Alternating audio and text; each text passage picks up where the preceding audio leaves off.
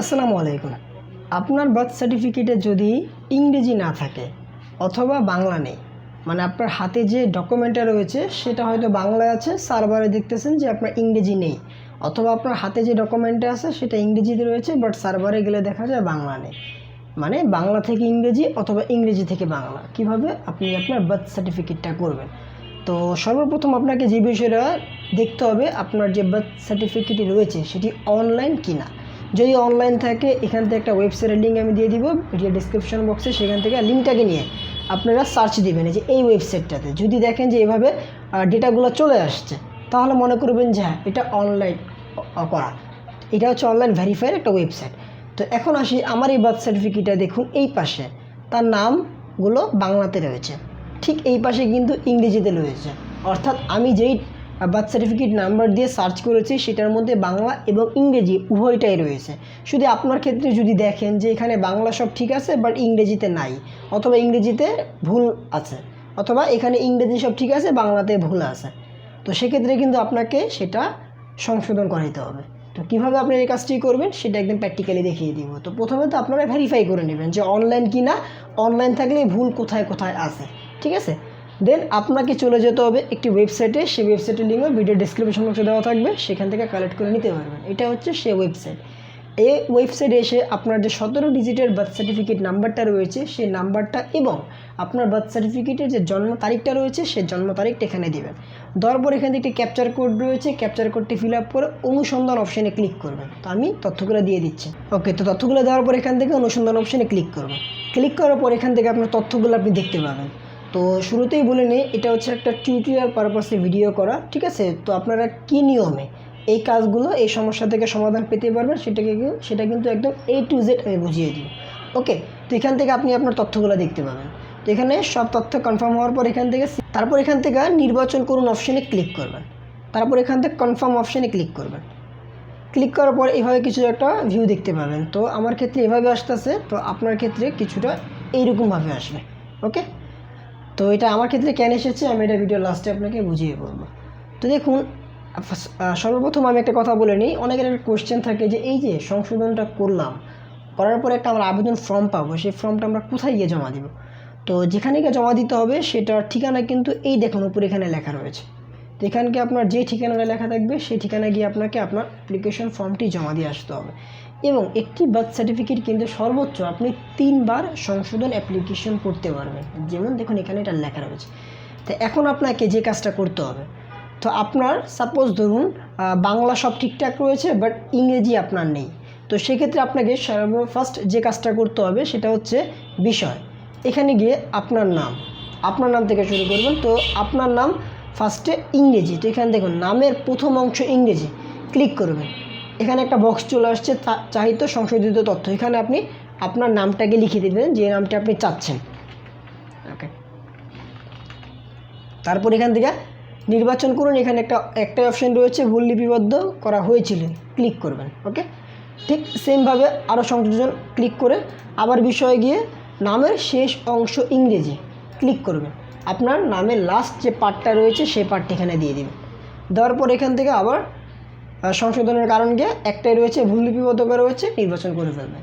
তো ঠিক এইভাবে আপনি আপনার নিজের নামের ফার্স্ট পার্ট এবং সেকেন্ড পার্ট আলাদাভাবে নির্বাচন করে সেটাকে সঠিক তথ্যটা দিবেন। তারপর হচ্ছে আরও সংযোজন অপশানে ক্লিক করে এখান থেকে আপনার পিতা এবং মাতার নামটাকে দিয়ে দিবেন। তো এখান থেকে যেমন পিতার নাম ইংরেজি, ক্লিক করবেন, এখানে পিতার নাম ইংরেজিটা আপনার যেটা সঠিক সেটা লিখে দেবেন। ওকে, দেওয়ার পরে সেম ভুল লিপিবদ্ধ ক্লিক করবেন। সেমভাবে মায়ের নামটা আমরা ঠিক করব। ওকে ওকে, তো এই হচ্ছে আমার তথ্যগুলো। তো আমার নিজের নাম, পিতার নাম, মাতার নাম, ঠিক আছে, এই 3টা জিনিস আমি ইংরেজিতে করে ফেললাম। এখন হচ্ছে আমার ঠিকানা করার পালা। তো এখন আমি ঠিকানা আমাকে 3টা ভাগে লিখতে হবে। একটা হচ্ছে আমার জন্মস্থানের ঠিকানা, একটা হচ্ছে আমার স্থায়ী ঠিকানা, একটা হচ্ছে আমার বর্তমান ঠিকানা। তো একটি কথা মনে রাখবেন, এই যে এখানে যে ঠিকানাটা দেখতে পাচ্ছেন ডিএনসিসি ওয়ার্ড 2, তো এই ঠিকানাটা, ঠিক আছে, এখানকার যে ঠিকানা দেখতেছে এই ঠিকানার অন্তর্ভুক্ত যে কোনো একটি ঠিকানা আপনাকে ব্যবহার করতে হবে। আপনি জন্মস্থান দিলেন সাপোজ ভোলা, আপনার স্থায়ী ঠিকানা ভোলা, বাট আপনার ইস্যু হয়েছে এই জায়গা থেকে, তো অবশ্যই আপনাকে বর্তমান ঠিকানা এই জায়গায় রাখতে হবে। মানে আপনি যদি যে ঠিকানায় বার্থ সার্টিফিকেট করেছেন সেই ঠিকানা যদি আপনি না থাকেন তাহলে আপনার বর্তমান ঠিকানা কিন্তু সেটা মাস্ট বি রাখতে হবে, নাহলে কিন্তু আপনার অ্যাপ্লিকেশনটা সাবমিট হবে না। তো আমরা ঠিকানাগুলো ফিল আপ করে ফেললাম। তো এখানে প্রথমত কী চেয়েছে দেশ, তো এখান থেকে আমরা বাংলাদেশটাকে দিব। তারপর হচ্ছে বিভাগ, এখান থেকে আপনার বিভাগটাকে নির্বাচন করবেন। তারপর হচ্ছে জেলা, যে জেলা আপনার ঠিকানা সেই জেলাটা এখান থেকে দিয়ে দিবেন। তারপর হচ্ছে এখান থেকে আপনার সিটি কর্পোরেশন নাকি আপনার উপজেলার আন্ডারে পড়ছে সেটা দিয়ে দিবেন, যেমন আমাদেরটা উত্তর সিটি কর্পোরেশনের মধ্যে পড়েছে, দিয়ে দিলাম। তারপর হচ্ছে এখান থেকে ওয়ার্ড নাম্বার, এখানে হচ্ছে আমাদের ওয়ার্ড নাম্বারটাকে আমরা দিয়ে দিব। তারপর হচ্ছে এখান থেকে ইউনিয়নের ওয়ার্ড নাম্বার চলে আসছে। দেন আমরা লিখবো এখানে ডাকঘর। তারপর এখান থেকে আমাদের ঠিকানাটা, আমাদের পরিপূর্ণ ঠিকানাটা এখান থেকে লিখে ফেলবো।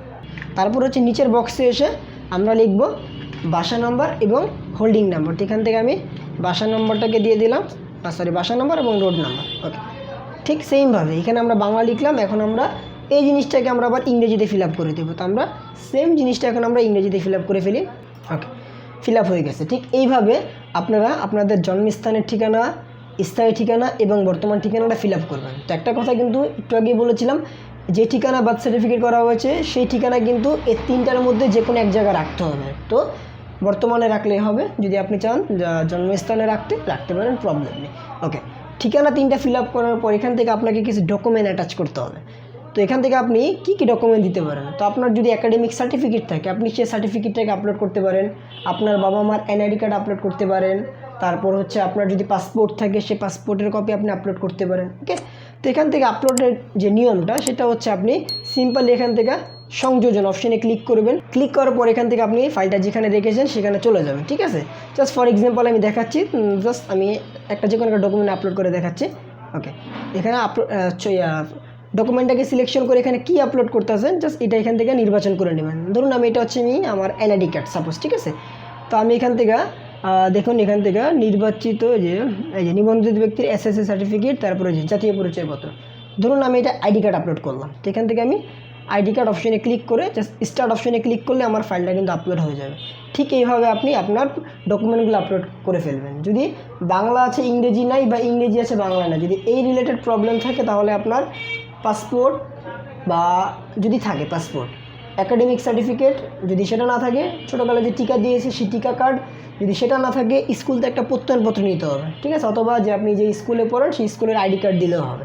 ওকে, আর লাগবে বাবা মার এনআইডি কার্ড। এগুলো ডকুমেন্ট এখান থেকে আপলোড করে দিবেন, প্লাস যেগুলো আপলোড করবেন সবগুলো ডকুমেন্টের আপনার ফটোকপি সাথে রেখে দিবেন। তো আপলোড করার পর এখান থেকে আপনি আবেদনটা কে করতেছেন, ধরুন আমি নিজেই করতেছি, তাহলে এখান থেকে নিজে অপশন রাখবো, এখান থেকে নাম চলে আসবে। যদি পিতা বা মাতা অন্য কেউ করে এখান থেকে জাস্ট সিলেকশন করলে তার নামটা এখান থেকে চলে আসবে।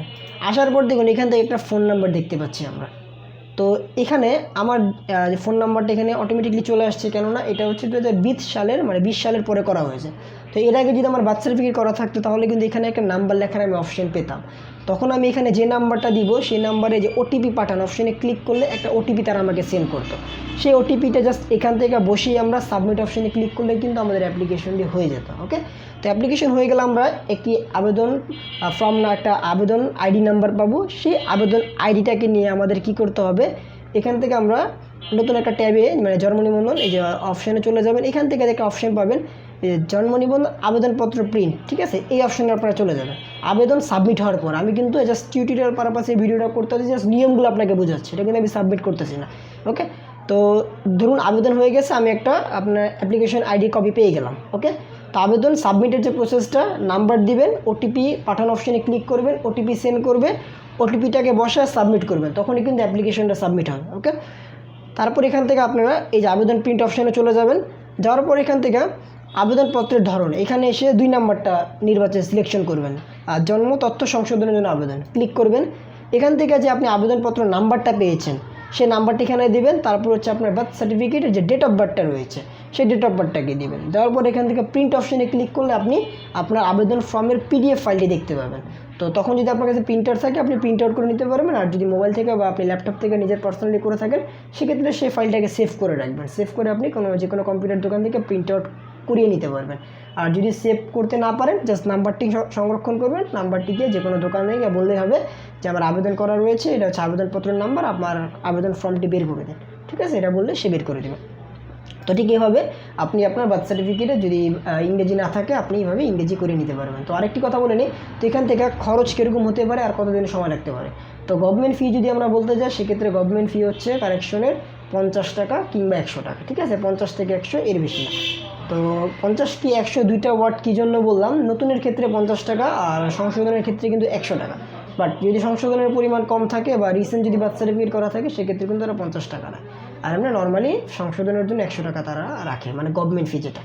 আর সময় লাগতে পারে কয়দিন, সময় লাগতে পারে আপনার 7 থেকে 15 দিন। 7 থেকে 15 দিনের মধ্যে ম্যাক্সিমাম হয়ে যায়, যতগুলো আমি আমার চোখে দেখেছি 7 থেকে 15 দিনের মধ্যে তারা সংশোধন হয়ে গেছে তাদেরটা।